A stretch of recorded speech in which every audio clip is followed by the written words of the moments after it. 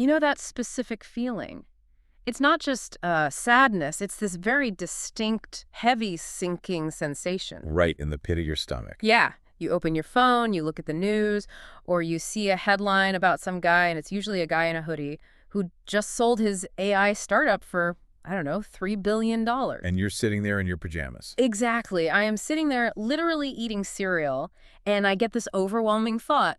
That's it. The gold rush is over. I missed the boat. I miss the boat. It's this profound sense of being too late. It is, the universal anxiety of the modern era, the feeling that the party started an hour ago, the music stopped, they're sweeping up the confetti, and you just walked in the door. That is it, exactly. It feels like the economy is this massive, high-stakes game of musical chairs. And the music just cut out. The music just cut out. Yeah. And I look around, and every single chair has someone sitting in it. The best ideas. Yeah. Taken. The best real estate. Bought up by hedge funds years ago. The best market niches are, well, they're dominated by these massive corporations. With budgets bigger than some countries. Right. It feels like the world is locked up. That is a very, very persuasive narrative. It's seductive, actually. It is. We see it in headlines, we hear it at dinner parties, and it plays on a loop in our own heads. It's the story of scarcity. Mm-hmm. But looking at the stack of research and sources we have for today, it's also completely and utterly false. I was really hoping you were going to say that. Because if that narrative is true, we might as well just wrap this up and go home. Right. But we are not doing that. Welcome back to our ongoing exploration. Today, we are continuing with that strange, powerful little book from 1910, The Science of Getting Rich by Wallace D. Wattles. This is the second part of our series. And today is, it's pivotal. We're moving past the introduction and we're tackling two of the most difficult concepts in the entire text. Okay. I'll look at it. Chapter 3 is Opportunity Monopolized. And then Chapter 4, the first principle in the science of getting rich. These are the chapters where Wattles really picks a fight with the way we see the world. So our mission today is pretty clear. First, we need to debunk that scarcity story. No chance left. Story. Exactly. And second, we have to unpack what Wattles calls the first principle, which, I'll be honest, it sounds very philosophical, maybe a little abstract. It does. But based on my reading of the notes, it turns out to be incredibly practical. It is the foundation of everything else. Think of it this way. You can hustle, you can grind, you can wake up at 4 in the morning. But if you don't understand the first principle, you're essentially building a skyscraper on a foundation of sand. It just won't hold. So we're going to get into the architecture of reality today. We're going to talk about how thought actually functions as a mechanic of creation, not in a magic way, but in a structural way. Right. And we're going to look at the practical channels of how wealth actually gets to you. Because, spoiler alert, it doesn't just fall on your head while you're meditating. No. Sadly, gravity and economics still apply. Before we jump in, a quick heads up. If this episode helps you, please hit like and subscribe for the next one. It really does help us keep these conversations going. Okay, so let's set the scene. Let's go back to 1910. Wattles is writing this book, and honestly, if we think we have it bad with monopolies today, what was he looking at?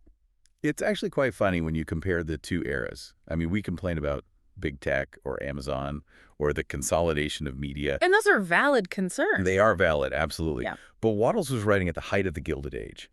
This was the era of the actual literal monopolies. You had the steel trusts, the railroad monopolies, Standard Oil. These weren't just big companies, they were the infrastructure itself. Correct. It wasn't just a feeling that things were locked up. A few men genuinely owned the plumbing of the United States economy. Wow. If you wanted to ship a product, you paid the railroad trust.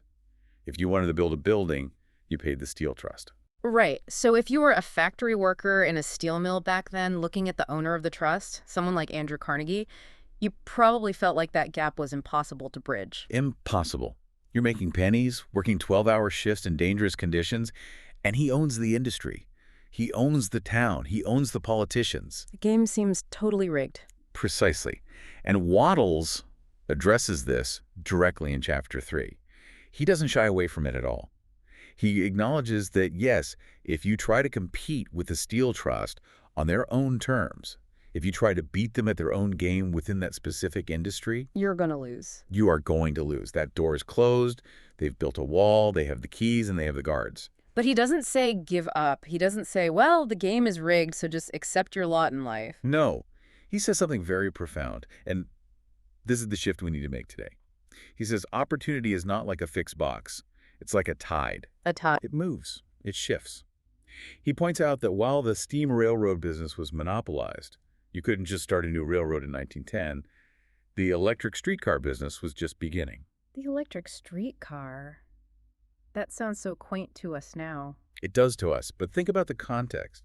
In 1910, that was the cutting edge. That was the AI, the crypto, the quantum computing of its day. Oh, okay. And he mentions that aerial transportation airplanes was about to become a massive industry. Which is wild foresight for 1910, by the way. The Wright brothers had only flown a few years prior. It was barely even a thing. It's incredible foresight.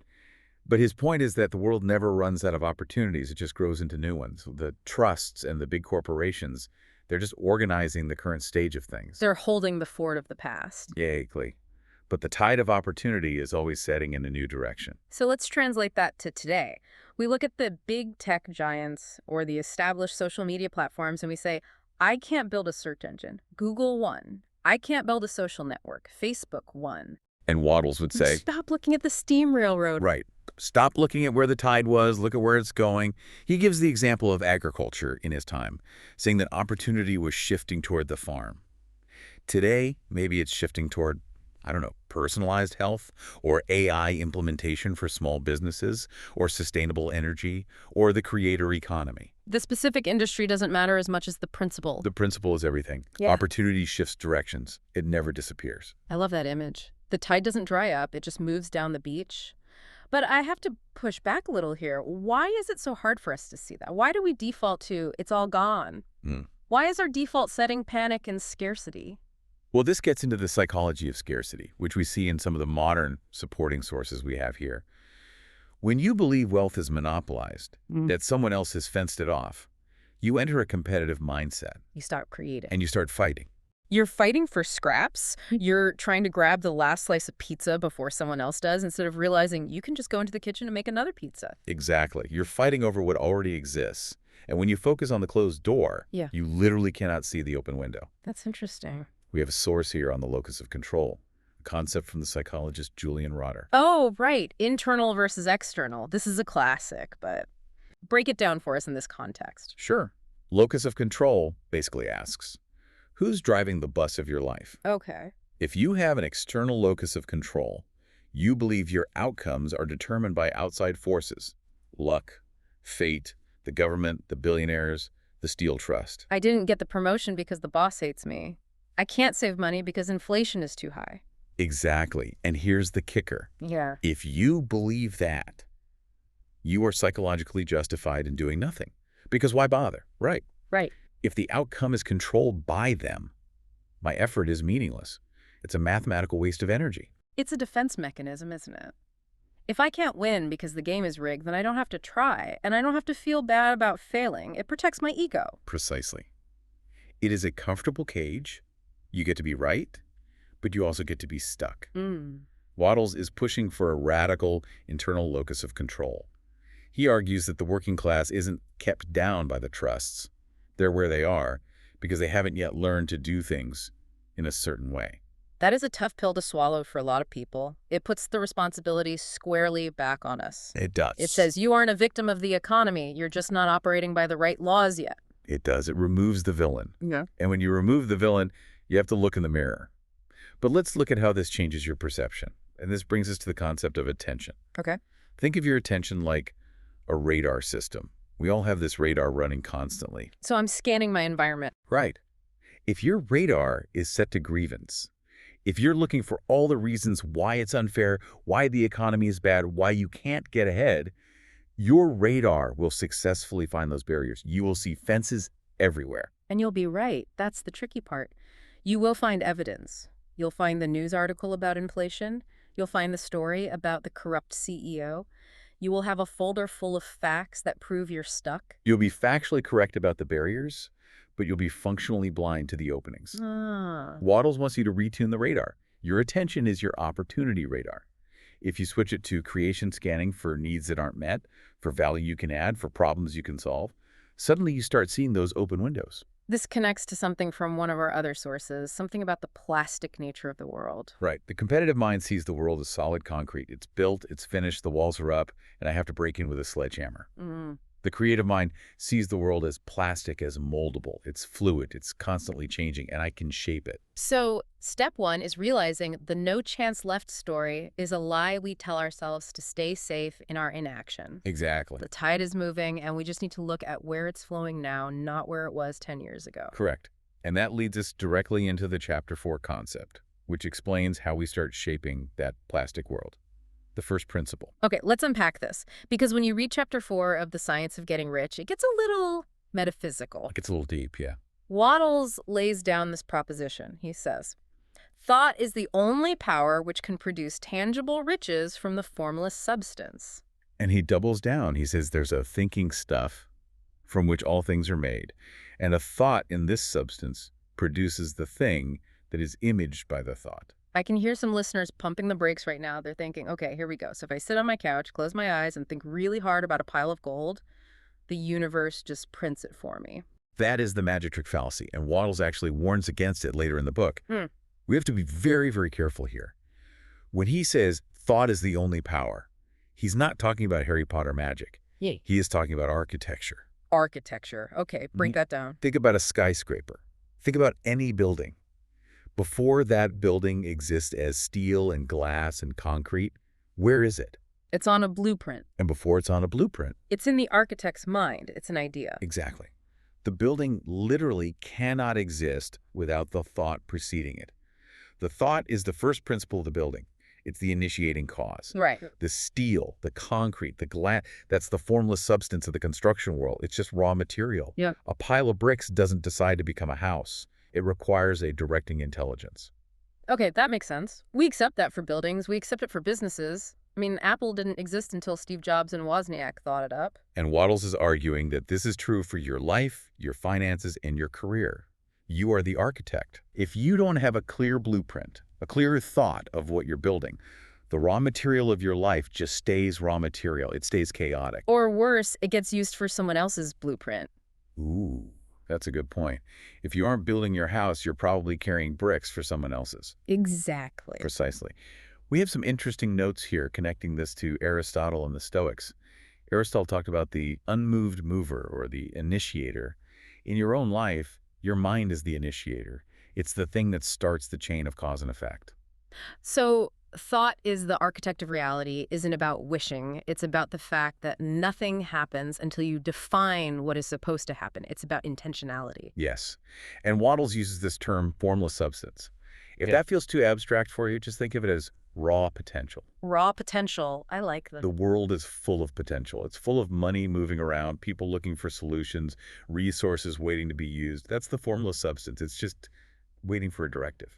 It's like the electricity in the walls. It's there, it has power, but it doesn't do anything until I flip the switch. My thought is the switch. That's a great analogy.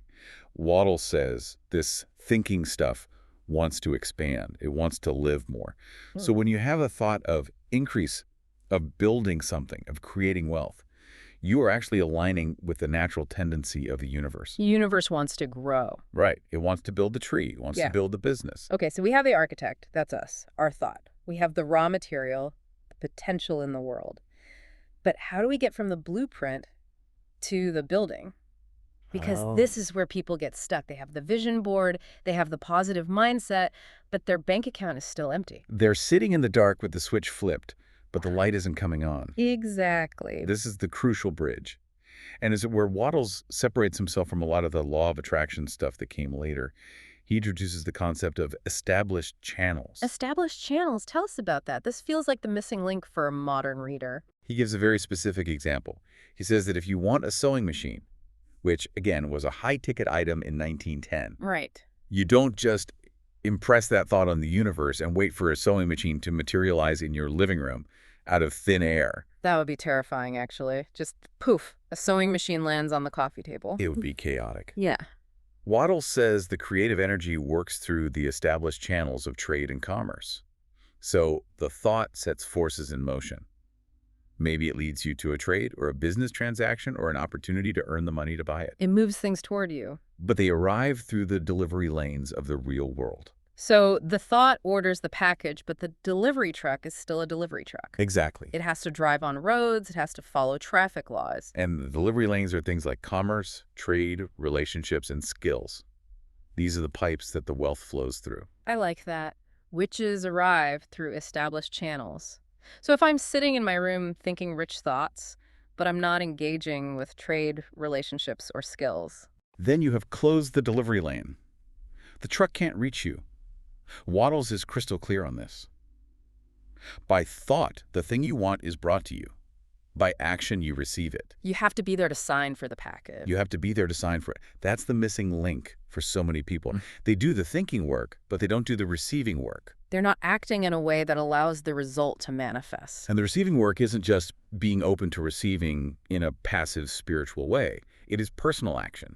It's efficient activity. It's doing the work. Let's get practical with this. We have this high-level theory thought is the blueprint. Action opens the channel. I want to apply this to the 3 areas we outlined: work, relationships, and habits. Good. Because I feel like this is where the rubber meets the road. If we can't apply this on Monday morning, it's just nice philosophy. Let's do it. Start with work. Okay, work.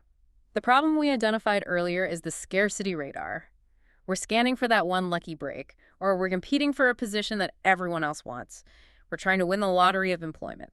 Right. You're trying to squeeze into a crowded room. You're looking for the steel trust to hire you. The Wattles approach, the creative approach, is totally different. How so? You don't compete for the job. You create value that makes you indispensable. We have a source here from Atomic Habits that fits perfectly with Wattles on this. Yes, the concept of a skill lane.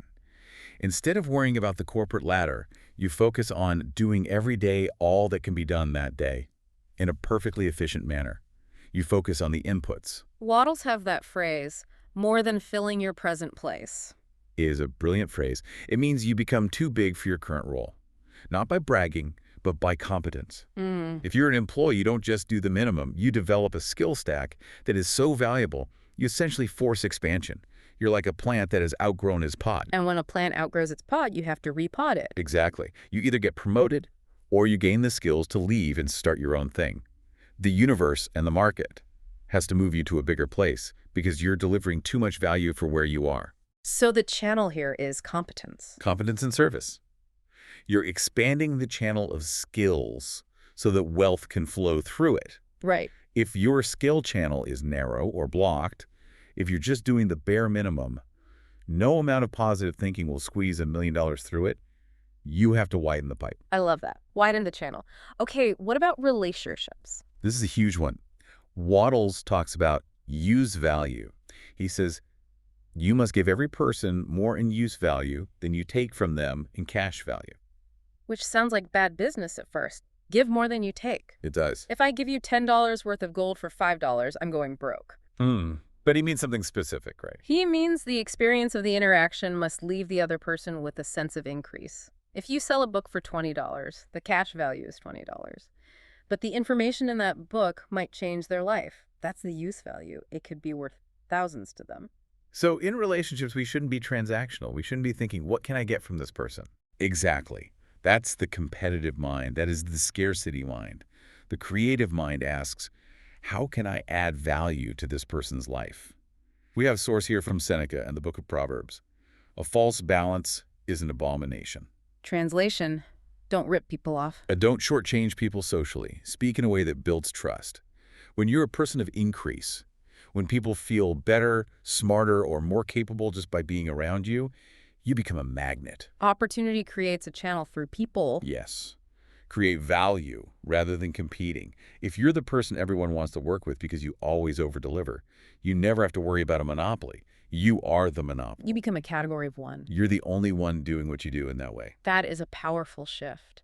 Yeah. Okay, the third practical example, habits. This connects right back to the first principle of thought. A lot of people have the thought of getting rich, but their daily habits are contradictory. They think about wealth, but they spend their time doom scrolling or complaining or procrastinating. Their blueprint says mansion, but their daily bricklaying says shack. That is a perfect way to put it. We have a source on Implementation Intentions by Peter Goldwitzer. This is a psychological tool to bridge that gap. Okay. It's basically an if-then plan. How does that work with what Wattles is saying? Wattles says we must think and act in a certain way. But willpower is hard. We get tired. So you use implementation intentions to automate the certain way. If I sit down at my desk, then I will immediately do the most important task for 45 minutes. You're taking the decision out of it. You aren't negotiating with yourself every morning about whether you feel like it. Right, you're removing the leak of procrastination. You install one daily practice that aligns with your blueprint. Action must supplement your thought. You can't just hold the vision. You have to build a structure that supports the vision. It's like paving the road so the delivery truck can actually get to your house. Perfect analogy. If the road is full of potholes, bad habits, the opportunity turns around and goes somewhere else. It literally can't reach you. Okay, I want to pause here. We've talked about the theory, we've talked about the channels, but I think a lot of listeners might be feeling a bit overwhelmed. It's a big mental shift. It is. It asks us to stop seeing the world the way the news tells us to see it. It does. It requires resetting that radar we talked about earlier. So let's do that. We have a guided exercise in the outline called the Opportunity Radar Reset. I want to walk through this. I'll lead it, Okay. and you can add the color commentary on why each step matters. Sounds good. Let's reset the system. Okay, for everyone listening, wherever you are, unless you're driving, please keep your eyes open, but just mentally pause for a moment. Step 1, drop the resentment. Just for a moment. That story that the steel trust or the tech bros or the economy has taken everything, just let it go, breathe it out. This is crucial. Resentment is a wall. You cannot see over a wall you're busy building. When you drop the resentment, you tear down the wall. You stop looking at what they have and you start looking at what you can do. Step 2, ask the question. Where is the open lane right now? Not where was it 10 years ago. Where is the tide flowing today? You're shifting your focus from the closed door to the open window. Look for the needs. Look for the unfilled inner spaces, as Wattles calls them. Where are people complaining? Where is there friction? That is where the opportunity is. Step 3, choose one small move you can make today. Not a giant leap, one small action. This is opening the channel. It signals to your own mind that you're in the game. It moves you from a passive observer to an active participant. It breaks the paralysis. Step 4, choose one sentence you will repeat that matches forward motion, an affirmation, or just a focus phrase. Something like, thought is the architect of reality. Or, I am creating value today. You have to keep the blueprint clear. Don't let the blueprints get muddy with doubt. Step 5, identify one contradiction you will stop feeding. This is about plugging the leak. Are you complaining about the economy while trying to sell a product? That's a contradiction. You're digging a hole while trying to build a ladder. Stop feeding the complaint. And finally, step 6, close with gratitude. Gratitude aligns you with abundance. Mhm. It's the frequency setting. It keeps you connected to the source. It keeps you oriented toward the good, which brings more good. I feel better just walking through that. It really is about taking back the steering wheel. It is. You're moving from being a passenger in a scarce world to being the driver in an abundant one. You are the initiating center. But even with the radar reset, people mess this up. Wattles actually lists some very specific cautions, and we've paired them with some modern psychological traps. Let's run through the common mistakes and fixes, because I think we all fall into these. Let's do the rapid-fire version. These are the potholes to avoid. Okay. Mistake number 1, the magic trick fallacy. We touched on this. Thinking thought replaces action. The fix. Thought shapes the mold. Action pours the concrete. You need both. Don't sit on the couch waiting for the gold to drop. You have to get up and pour the concrete. Mistake number 2, the competitor trap. Thinking that if someone else makes $1, that's one less dollar for you. The fix. Remember, the formless substance is infinite. It's not a zero-sum game. Create, don't compete. If the pie is too small, bake a bigger pie. There's always enough dough to bake a bigger pie. I love that. Mistake number 3, the hurry error. It's a big one for me. Acting out of fear that time is running out. Wattles is very strict on this. He says, hurry implies fear and lack. When you hurry, you drop back into the competitive mind. You think the opportunity is going to run away. The fix. There is never any hurry on the creative plane. Slow down. Be efficient. Do today's work perfectly. Trust that the tide will be there. That is so hard to do in our culture. We're addicted to urgency. We think if we aren't running, we aren't working. But urgency leads to mistakes, and mistakes lead to failure. Efficient, calm action is what builds wealth. The master does not rush, yet everything is accomplished. Mistake number 4, the disconnected mind. Dwelling on the native, the poor, the squalid. The fix. Gratitude. If you fix your attention on poverty, you create the mental image of poverty. Gratitude keeps your mind connected to the best so you can become the best. It's like tuning a radio. Don't listen to the static station. And finally, mistake number 5, the external wait. Waiting for the laws to change, or the administration to change, or the system to get better. The fix. Internal locus of control. You can rise regardless of the system. Wattles says if you begin to do things in a certain way, no system can keep you down. You become a citizen of a new kingdom, essentially. You stop waiting for the world to get better. And you start making your world better. It's empowering, but it's also a heavy responsibility. There's no one left to blame. And that is where the freedom is. If there's no one to blame, there's no one you have to wait for permission from. You can start now. So what does this all mean for us today? It means we have to stop looking at the closed doors. We have to stop telling ourselves the story that it's too late. Because the tide is always moving. Exactly. Let's just recap the main points. First, opportunity shifts directions. It never disappears. Next, competition blinds you. Creation gives you eyes. Third, your attention is the steering wheel of your life. And then thought is the first principle, the blueprint before the building. Right. And money comes through channels. Trade, skills, and service. And that action must fill your present place completely. And finally, gratitude acts as the connection signal to opportunity. It's a complete system. It's not just think and grow rich. It's think, act, and create value.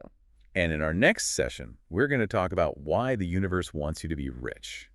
It's a concept Wattles calls increasing life. That is a game changer. The idea that your success is actually a contribution to the universe, not a selfish act. It completely reframes the morality of wealth. You do not want to miss that. Thanks for being here. If you want the full series, check the playlist. And please, like and subscribe so you don't miss the next episode.